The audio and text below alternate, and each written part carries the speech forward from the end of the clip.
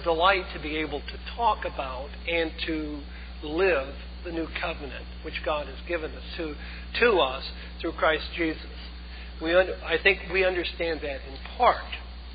And though we have the new covenant and the like, we struggle with our difficulties. We wonder about sometimes, I'm just not measuring up, and I'm not good enough, and all of these things. And we sometimes compare ourselves among ourselves, and we have difficulties. And we're going to be good if somebody else is good to us, but if they're not, then we're not.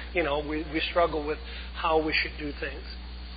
As I was going through the book of Corinthians, 2 Corinthians in particular, and 3 Corinthians rather.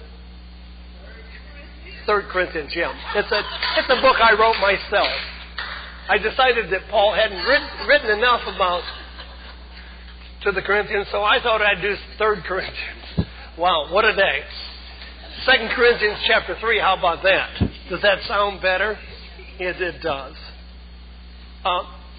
Paul was talking about his difficulties that he had in his ministry, both in terms of the people outside, how his life had changed. And we all know that the Apostle Paul, basically when it came to the Old Covenant laws, all of that, had lived a life that he himself could say was blameless.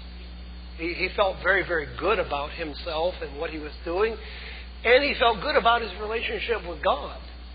However, we all realize that his relationship with Jesus, fell far short, and obviously his relationship with God was going to change quite dramatically.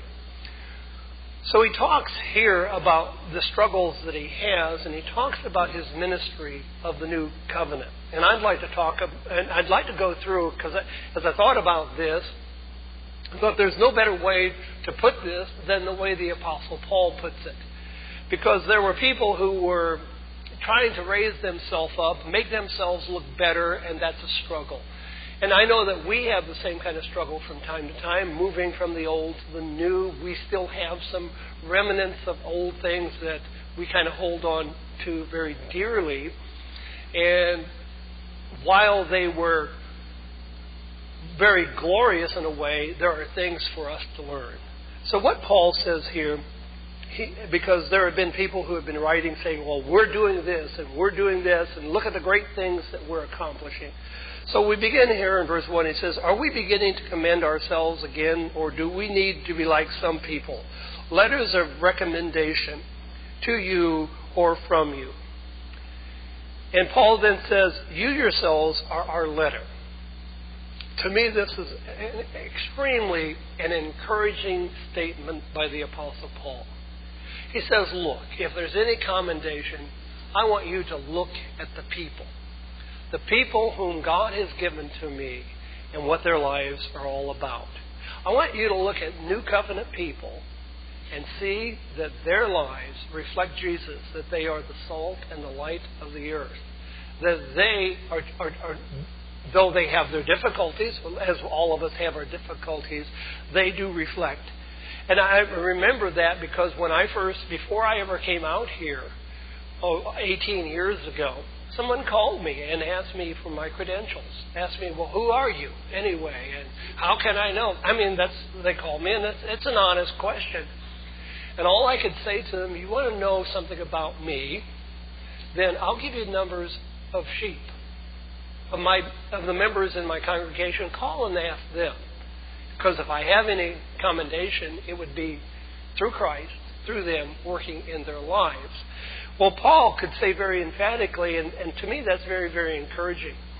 And I think that Jesus, as it were, sits at the right hand of the Father and says, Father, look at these individuals. And he sees us so differently that sometimes that we see ourselves. But we should have an appreciation for what Jesus has done in the New Covenant. If we look at ourselves through the Old Covenant, we're going to find ourselves come up short. We're going to find ourselves with all kinds of difficulties and or problems. And then, of course, the problem, like with the Apostle Paul, if any one of us ever became perfect, you would just be one terrible person to get along with. We're bad enough now, but we would be a whole lot worse than that if we were perfect. and then we would be struggling to get more and more perfect in our life. And I think about it as I watch our Congress make more and more and more and more and more and more laws. Human beings cannot have enough laws when it comes to the letter of the law. We got to have a law for everything. And I saw a little cartoon the other day. It was a parents, and they had a toddler that was beginning to walk, and it said now, and the caption was in essence something like this: well, according to the government regulation, he needs a helmet, because he can't start walking without having a helmet on, because he's going to fall. So we got to protect from every situation. I don't see that God protects us from every situation in life, and there's something about the knocks and the bruises that we go through, and that we can learn things. So, but Paul, again, the encouraging thing, he says, you are my epistle. You are my letter of commendation. And I say that of you as well, brother. You are. If there's anything, it's what you have done, your faithfulness to God, the transformation in your life. I know, and I've got to say this, when Richard was, his prayer, I was thinking, I think of Richard 18 years ago and Richard now and what God has done in his life. And I think of Charles oftentimes. I think of Mac. I think of people, what God has done in their life. And as I was saying of Mac, Jesus feeding him, and Jesus is beating to the punch. And Jesus saying, look, Mac, I know you think you're the originator of my friend. But he says, long before you ever came along, you were my friend. You were my friend. And I want you to understand that and have an appreciation, because it does change the way in which we think about and how we see things. So the Apostle Paul says that to us, that we are the letter written in our hearts, known and read by everybody. You show that you are a letter from Christ, the result of our ministry. Written not with ink, but with the Spirit of the living God, not on tables of stone, but on tables of the human heart. And I tell you, it's such a challenge that the Apostle Paul had in his day. He had a challenge both from pastors and parishioners. He had all kinds of challenges as he moved forward in the ministry that Christ had given to him. And, the praise of the old and the old way and the dismissing of the new. And that's a struggle we all have had.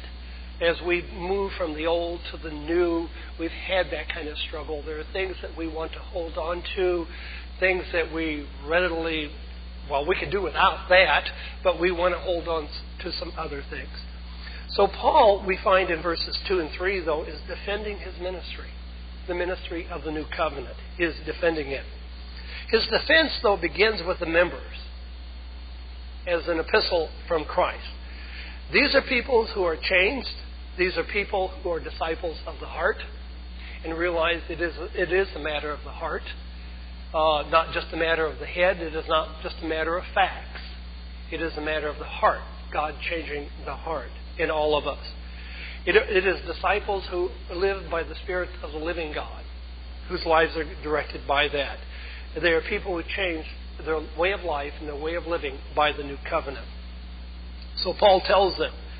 Now, it's important for us because, brother, what we need to understand, Paul is a pastor and delivering to them the ministry of the new covenant.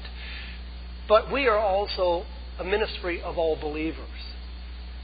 And while Paul is saying that and Paul's life is changed, so must our life be changed. We must be different people because we live under the new covenant. And we understand the new covenant. And the more we understand it and we view life through the new covenant, the more our life changes. It's like I was counseling a young couple this past week.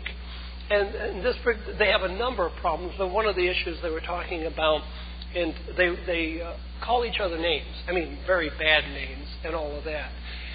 And I said, well, can we stop this name calling? And, the lady said, yes, we can. Unless he calls me a name. See, in the new covenant is we stop the name calling, and even if they call us names, we don't. Feeling the blues today, or tired of life already? Do you have questions about life, or need spiritual advice? The Worldwide Church of God is located in Fairfield, Santa Rosa, and Modesto, California. We welcome everyone to attend our worship services with us every week at the times listed on your screen.